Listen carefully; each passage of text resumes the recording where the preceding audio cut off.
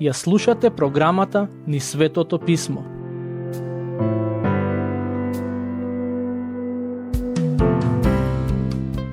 Драги пријатели, денес ќе продолжиме со обработка на Евангелието според Лука. Пред да читаме, сакам да нагласам дека неговиот пристап е доста поинаков од оној на другите евангелисти, затоа што Лука е подетален во своето пишување. По професија тој бил доктор и самото тоа ни кажува дека бил доста образован. Покрај другото, тој е познат и како пријател на апостолот Павле. Во своето Евангелие, доктор Лука го представува Господ Исус како Синот Божи и ни објаснува како Синот Божи дојде на овој свет за да ги спаси луѓето. Ке продолжиме таму каде што застанавме во претходната епизода. Стих 5. Во деновите на Ирод, царот јудејски, живееше еден свештеник по име Захарија, од редот Авијанов, а жена му беше од ќерките Аронови и се викаше Елисавета. Ова е моментот кога Бог го прекина така наречениот 4 вековен молк. Помеѓу последното откровение во Стариот Завет и моментот кога ангел му се откри на Захарија, поминаа 400 години. Но, како што можете да забележите, Лука пишува хронолошки и не почнува со најавата за раѓањето на Исус, туку со најава за раѓањето на Јован Крстителот, која се случи во храмот додека татко му Захарија служеше. Во стихот кој го прочитавме се спомнати неколку имиња, но ќе истакнам две – Захарија и Елисавета. Захарија значи Бог се сеќава, а Елисавета значи својот завет. Бог се сеќава на својот завет. Уште на самиот почеток од ова Евангелие ни се дадени имињата на еден постар брачен пар кои ни откриваат важна вистина за Бог. Бог се сеќава на својот завет, но за кој завет станува збор? Кога Бог направил завет? Верувам дека ова се однесува на заветот кој тој му го даде на Давид, ветувајќи дека неговите потомци за секогаш ќе владеат на неговиот престол, и токму тоа се случи преку доаѓањето на Господ Исус. Забележете што вели Бог во Псалм 89, стихови 34 до 37. Нема да го повредам мојот завет и нема да го изменам она што излегло од устата моја. Еднаш се заколнав во светоста своја, нема да го лажам Давид. Неговото потомство вечно ќе пребива, неговиот престол ќе биде како сонце пред мене, за секогаш ќе стои како месечината, верен сведок на небото. Стих 34 вели: нема да го повредам мојот завет. И во одредена смисла, токму тоа е значењето на имињата Захарија и Елисавета. Со отелотворувањето на Господ Исус, Бог го исполни тоа што векови претходно му го кажа на Давид. Стихови 6 и 7. И обајцата беа праведни пред Бога, постапувајќи според сите заповеди и повелби Господови безпрекорно. Тие немаа деца, зашто Елисавета беше неродка, а обајцата беа веќе на поодминати години. Лука вели дека двајцата беа праведни пред Бог. Зошто беа праведни пред Бог? Моje мислење е дека покрај тоа што му служеа верно во храмот, тие исто така живееа богобојазливо, но во стиховите се вели дека имаа и сериозен проблем. Тие не можеа да имаат деца, а во нивното време и општество тоа се сметаше за голем срам. Стихови 8 и 9. Еднаш, додека тој по редот на својот свештенички чин служеше пред Бога, според обичајот на свештениците, нему му се падна ждрепката да влезе во храмот Господов и да покади. Захарија служеше кај позлатениот жртвеник. Тоа беше жртвеник каде свештениците се молеа. Патем беше време за вечерна молитва. Стихови 10 до 12. За време на кадењето, целиот народ се молеше надвор. Тогаш му се јави ангел Господов, стоејќи од десната страна на кадилниот жртвеник. Захарија се вознемири кога го виде и страв го обзеде. Тоа е нормална реакција, зарем не? Ако вие денес видите ангел, како ќе реагирате? Јас мислам дека би реагирал исто како Захарија, би бил обземен од страв. Стихови 13 до 15. Но ангелот му рече: не плаши се, Захарија, зашто твојата молба е услишена и жена ти Елисавета ќе ти роди син и ќе му го ставиш името Јован. И ќе бидеш радосен и весел, мнозина ќе се зарадуваат заради неговото раѓање, зашто тој ќе биде голем пред Господ и нема да пие вино ни жесток пијалак, а ќе се исполни со Дух Свети уште во утробата на мајка си. Зашто се молеше Захарија додека служеше тој ден? Лично верувам дека се молеше за Бог да му даде син. Сигурно и жена му често се молела за тоа. Добро е да се молиме на Бог за нашите проблеми, а и да бараме од другите луѓе да се молат за нашите проблеми. Кога дознав дека имам рак на белите дробови, тоа го споделив со други христијани кои се молеа за мене и навистина сум благодарен на Бог за нивните молитви. Кога ангелот му се објави на Захарија, му кажа дека неговата молитва е слушната и ќе биде исполнета. Синот кој ќе му се роди ќе биде Назиреј, а за заветот за назирејство пишува во книгата Броеви глава 6. Но засега ќе кажам дека тоа беа луѓе кои се заветуваа да не пијат алкохол во чест на Бог. Нема да навлегувам во темата алкохол, но сакам само да нагласам дека вистинските верници наоѓаат исполнување и радост во Бог, а не во алкохолот.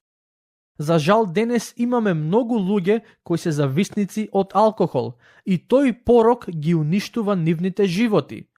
Христијаните треба да знаат дека само Божиот дух може да им го даде тоа што нивните души го бараат. Стихови 16 и 17. Многу Израелови синови ќе ги врати кон нивниот Господ Бог, и тој ќе оди пред него во духот и силата на Илија, за да ги сврти срцата на татковците кон децата и непокорните кон разумот на праведните, па да му подготви на Господ народ подготвен. Една од задачите на Јован Крстителот беше да го премости генерацискиот јаз помеѓу синовите и татковците. Лично сметам дека денес главниот проблем е во возрастните. Ако тие имаат искрено и длабоко заедништво со Бог, нивните деца нема да застрануваат по лоши патишта. Прво возрастните треба да тргнат по Божиот пат, па потоа ќе можат да ги поведат и младите по истиот тој пат. Стих 18. И му рече Захарија на ангелот: пошто ќе го разберам тоа? Јас сум стар, а жена ми е веќе во поодминати години. Кога и да го читам овој стих, јас се смеам. Некои луѓе мислат дека во Светото писмо нема хумор, но јас мислам дека има. Овој свештеник му се молеше на Бог и му побара син. Кога Бог преку ангелот му кажа дека ќе му даде син, неговата реакција беше: како можам да знам дека ќе имам син? Стар човек сум, зарем сега ли син ќе ми се роди? Значи, тој се молеше за нешто, ама не беше баш сигурен дека може да го добие. Дали ви се случило и вам тоа? Да се молите за нешто, а сепак да немате цврста сигурност дека Бог има начин како да ви го даде тоа. Тоа се вика неверие, но Бог е милостив, дури и кога ние не веруваме. Реакцијата на Захарија е многу човечка и мислам дека е слика за секој од нас. Бараме од Бог нешто и кога ќе ни го даде тоа, ние сме изненадени. Стих 19. Ангелот му одговори и рече: јас сум Гаврил кој стои пред Бога. Пратен сум да зборувам со тебе и да те известам за оваа радосна вест. Немојте да го заборавите ова. Божиот збор е Божјата гаранција. Кога Бог ветува нешто, тој гарантира дека ќе го исполни. Тој не е како нас луѓето, па да се предомисли. Бог секогаш го исполнува тоа што го вели. Стих 20. И ете, ти ќе онемиш и не ќе можеш да говориш до оној ден кога ќе се случи тоа, затоа што не им поверува на моите зборови, што ќе се исполнат во свое време. Захарија се прашуваше како ќе знае дека Божиот збор ќе се исполни и сигурен сум дека не очекуваше ваков знак. Можеби како Гидеон, тој сакаше да добие некој знак поврзан со надворешниот свет, но наместо тоа доби знак кој се однесува лично на него. Не велам дека секогаш е погрешно да бараме знаци и гаранции од Бог, но имајте на ум дека тие гаранции некогаш ќе не чинат нешто. Ќе продолжиме со читање, стихови 21 и 22. Народот го чекаше Захарија и се чудеше зошто се забави во храмот, а кога излезе не можеше да зборува со нив. И така разбраа дека имал видение во храмот. Тој им објаснуваше со знаци, но остануваше нем. Не знам како вие гледате на овие стихови, но искрено мене ми опишуваат ситуација која е релативно смешна. Замислете, во период од 400 години Бог не праќаше никакво откровение преку пророци и ангели и одеднаш му проговори на човек кој не можеше да зборува за тоа што го слушна.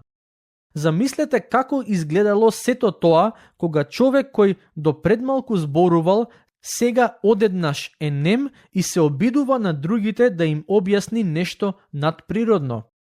Сигурно Захарија мафтал со рацете, се обидел да им покаже дека видел ангел и на другите им требало време да сватат што сака да каже. Стих 23. И штом изминаа деновите на неговата служба, тој се врати дома. Во времето на Давид, свештениците добија одреден распоред за нивната служба и по некое време се враќаа дома да одморат. Значи, одреден период служеа и потоа одмараа. Токму тоа се случи со Захарија. Откако го доби тоа откровение, тој си замина дома да одмара, каде и на својата сопруга се обиде да ја објасни што се случи. Стихови 24 и 25. По тоа време зачна неговата жена Елисавета и таеше 5 месеци велејки. Така ми направи Господ во деновите кога погледна на мене, за да го симне срамот од мене меѓу луѓето. Иако најавата за раѓањето на Јован беше навистина необична и несекојдневна, сепак им предизвика голема радост на Захарија и Елисавета, бидејќи Бог ги благослови на стари години. Наместо да им даде дете кога беа млади, Бог направи тоа дете да дојде во форма на чудо, но сега во следните стихови ни е даден опис за најавата на раѓањето на некој многу поголем. Стихови 26 и 27. А во 6-тиот месец беше испратен од Бога ангелот Гаврил во галилејскиот град по име Назарет, кај една девојка. Таа беше свршена за маж по име Јосиф од домот Давидов, а името на девојката и беше Марија. Во овие два стихови Марија е два пати наречена девојка, но еврејскиот збор преведен како девојка е збор кој значи девица. Знаете ли што е девица? Девица е жена која не може да роди дете на природен начин, затоа што никогаш немала таков меѓусебен однос со маж, поради кој може да зачне и да роди дете. За жал, во западниот христијански свет, во минатото, а и денес, се појавија многумина кои го негираат девственото раѓање на Господ Исус. Причината поради која го прават тоа е фактот што во природниот тек на нештата девиците не раѓаат деца. Но има и такви кои одат чекор понатаму во своето безумство и тврдат дека во Светото писмо не се вели дека Марија беше девица кога зачна. Едно е некој да не верува дека Марија не била девица, но сосема е друго кога некој ќе каже нешто толку безумно и ќе тврди дека во писмото се вели дека Марија не била девица. Патем да ве потсетам само дека авторот на ова евангелие е човек кој бил доктор по професија. Ако некој би имал потешкотии да верува во девственото раѓање, тоа би бил Лука, бидејќи неговата професија би му забранила да верува во тоа. Но Лука јасно кажува дека станува збор за божествена интервенција. Стихови 28 и 29. И кога влезе ангелот кај неа, рече: "Радувај се, благодатна, Господ е со тебе", а таа, штом го виде, се вознемири од зборовите негови и размислуваше што значи тој поздрав. Како и Захарија, така и Марија се вознемири кога пред себе виде ангел, но зборовите кои ангелот и ги упати беа малку поинакви. Тој и вели да се радува, ја нарекува благодатна и вели дека Господ е со неа. Очигледно е дека Марија имаше навистина посебна улога во Божиот план за спасение и затоа верувам дека треба да ја почитуваме како таква. Не велам дека треба да и се поклонуваме, но исто така не треба да заборавиме дека таа е посебна во Божите очи. Стихови 30 до 32. И рече ангелот: "Не плаши се, Марија, зашто си нашла милост пред Бога. И ете, ти ќе зачнеш во утробата и ќе родиш син, и ќе го наречеш со името Исус. Тој ќе биде голем и ќе се нарече син на Севишниот, и ќе му го даде Господ Бог престолот на неговиот татко Давид." Забележете колку се повеличествени ветувањата за Исус во споредба со оние за Јован Крстителот. За Исус се вели дека ќе се нарече син на Севишниот и дека ќе го наследи престолот на неговиот татко Давид. Тоа се однесува на царот Давид. Стих 34. А Марија му рече на ангелот: "Како ќе биде тоа кога јас не знам за маж?" Како што можете да забележите, и Марија се прашуваше како може девица да зачне. Така што, кога денес луѓето го поставуваат тоа прашање, треба да знаат дека и самата Марија си го поставуваше истото прашање. Забележете го одговорот на ангелот во стих 35. Ангелот и одговори и рече: "Светиот Дух ќе слезе на тебе, и силата на Севишниот ќе те осени, па затоа и роденото ќе биде свето и ќе се нарече Син Божји." Во книгата Левитска се вели дека кога жената ќе роди дете, во следниот период ќе се смета за нечиста. Зошто? Затоа што таа родила грешник, но ангелот и вели на Марија дека роденото ќе биде свето. Тоа е навистина интересно. Ангелот нагласува дека детето кое таа ќе го роди нема да биде како сите други. Сакам уште малку, барем накратко, да се вратам на темата за девственото раѓање. Морам да нагласам дека ми е сосема јасно кога нехристијаните ја отфрлаат можноста за такво нешто да се случи. Но не може некој да се нарекува христијанин, а истовремено да ја отфрла идејата дека Марија беше девица кога зачна и го роди Господ Исус. Тоа не може да се случи, затоа што е нелогично да тврдите дека сте христијанин, а да го негирате Светото писмо кое е извор на сите суштински вистини на христијанската вера. Патем, во последниот стих кој го прочитавме, ангелот вели дека детето кое Марија ќе го роди ќе биде наречен Божји син. Знаете ли зошто беше наречен Божји син? Бидејќи тоа е неговиот идентитет. На луѓето им требаше време да ја осознаат таа вистина, но на Марија и беше откриена уште пред Исус да се отелотвори. Бог сакаше таа многу добро да знае во каква ситуација се наоѓа и кој е тој кој ќе се роди преку неа. Ова е навистина неверојатно и детално евангелие. Верувам дека многу ќе научиме од него, но тука ќе мора да го завршиме денешното проучување и во следното ќе продолжиме таму каде што застанавме денес. Бог нека ве благослови.